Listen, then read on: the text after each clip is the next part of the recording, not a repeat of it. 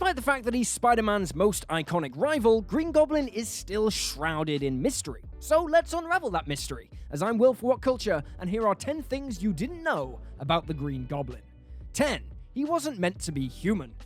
Spider-Man was horrified when he learned the Green Goblin was none other than Norman Osborn, the father of Peter's best friend, Harry. Up until this point, none of Spidey's supervillains had a personal connection with the Wall Crawler, so this was a monumental moment in comics. But the character's creators never intended the Green Goblin to be Norman Osborn.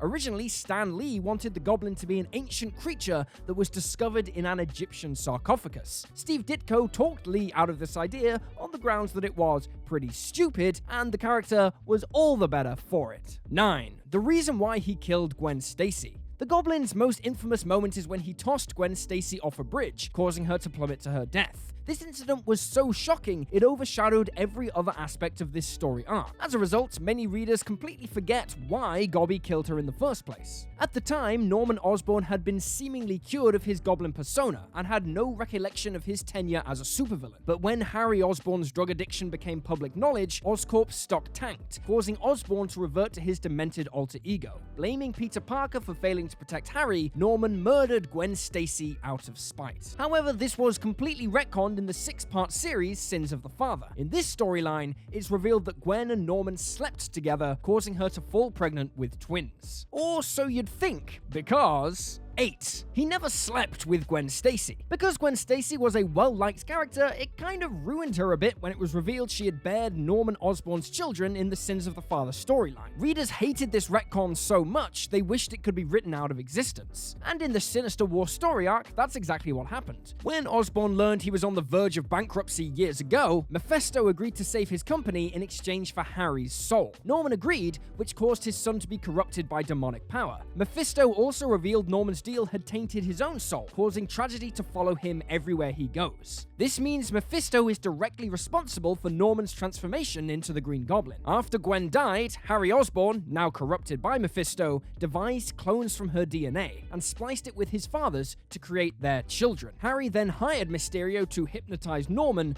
to convince him he slept with Gwen. Even though the Sinister War plot was supposed to retcon the Sins of the Father storyline, it ended up making everything more ridiculous. Since Gwen did not bear Norman's children, this means he killed her for absolutely no reason. 7. He has more powers than you realize. Because Norman Osborn has been a burden to the superhero community for years, you may wonder why no one's ever put him down for good.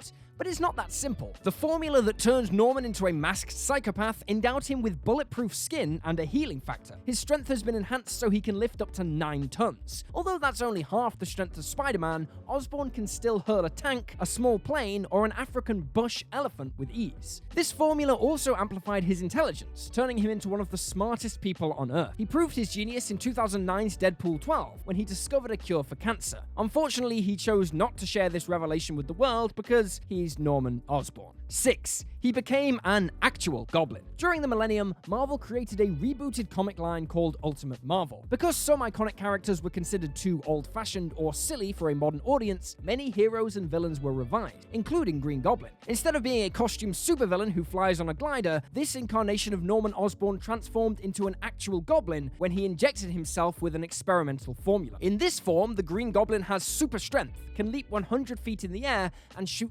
fireballs from his hands. At first, he could only transform into the Goblin when he consumed the formula, but over time, his body began producing the chemical on a molecular level, allowing him to change into his worse half at will. The scariest thing about this Goblin is his healing factor. He's been impaled through the spine, shot in the face, burnt to a crisp, and lived to fight another day. His healing abilities are so outstanding, he can recover from death. As scary as the traditional Green Goblin is, the Ultimate version's apparent immortality makes him a far more dangerous foe. 5. Gwen Stacy isn't the only person he killed. Gwen Stacy may have been the first life Goblin took, but she was far from the last. When he initially faked his death, Norman Osborn strangled a drifter and placed it in the casket he was meant to be buried in. He then joined an Illuminati-like cult called the Brotherhood of the Scryers, and used its resources to shape events across the world. He then killed all the high-ranking Scryers and named himself its sole leader. Although Spidey defeated him, Norman had an agent poison a heavily pregnant Mary Jane Watson, causing her to suffer a miscarriage. As horrific as those murders are, it's only a small sample of the evil Norman has committed. Over the years, he's slaughtered employees, police officers, Atlanteans, Asgardians, Goblins, Skrulls, S.H.I.E.L.D. agents, Ben Reilly, Swordsman, Dr. Octopus's old girlfriend,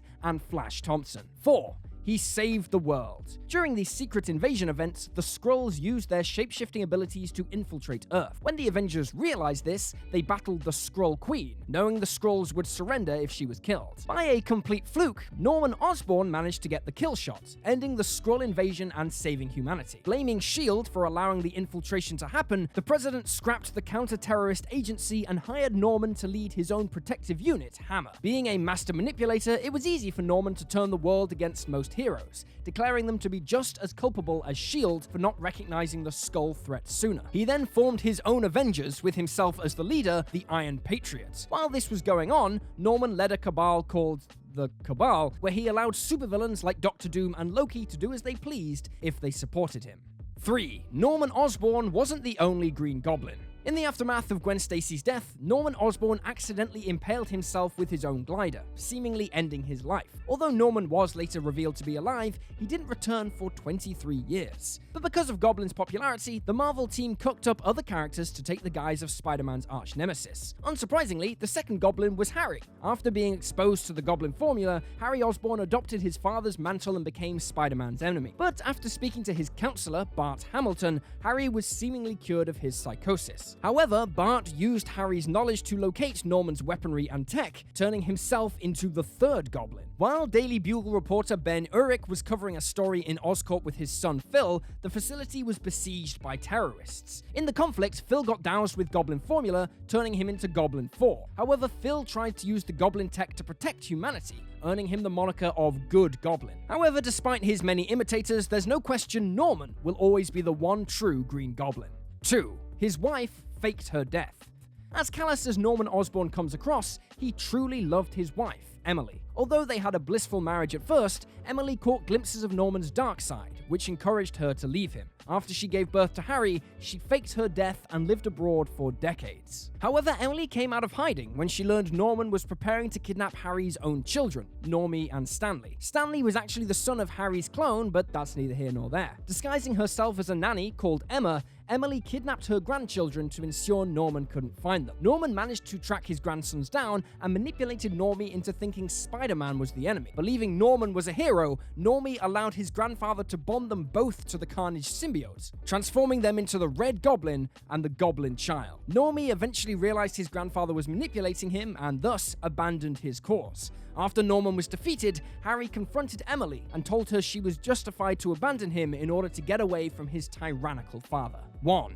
He wielded the Infinity Gauntlet. What if Infinity Dark Reign explored an alternate reality where the Green Goblin came into possession of the Infinity Gauntlet? Using the glove's godly power, he killed the Avengers, destroyed Asgard, reduced Thanos to bones, and reformed the world in his image. Norman also trapped Spider-Man in an eternal time loop, so his mortal enemy would relive the moment he failed to save Gwen Stacy over and over. After he accomplished all his desires, Norman used the Infinity Stones to transport his abusive father, Amberson, before him. Because Amberson believed his son would never amount to anything, Norman used this opportunity to brag how he achieved more than his father could ever imagine. Unsurprisingly, Amberson was horrified at what his child had become, telling Norman he was a monster. With a snap of his fingers, Norman transformed Amberson into a doting parent. Sadly though, it wasn't enough.